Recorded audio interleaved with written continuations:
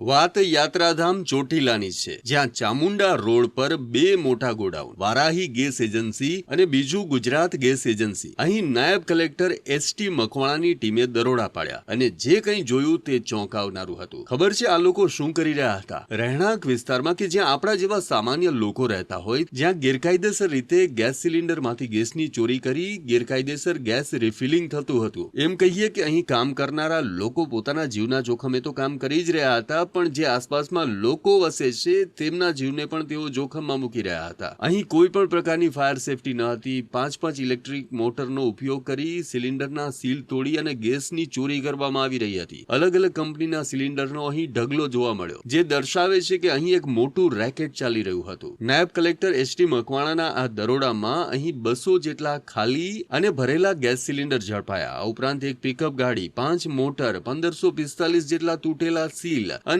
15 લાખથી વધુનો મુદ્દામાલ જપ્ત કરાયો. હાલ તો આ બંને ગોડાઉનને સીલ કરી દેવાયા છે અને ધોરણસરની કાર્યવાહી હાથ ધરાઈ છે. પણ અહીં સવાલ એ છે કે આ રેકેટ કેટલા સમયથી ચાલી રહ્યું હતું, કેટલી ગેસ ચોરી કરવામાં આવી છે અને કેટલા સમયથી અહીં લોકોના જીવને જોખમમાં મૂકવામાં આવી રહ્યો હતો.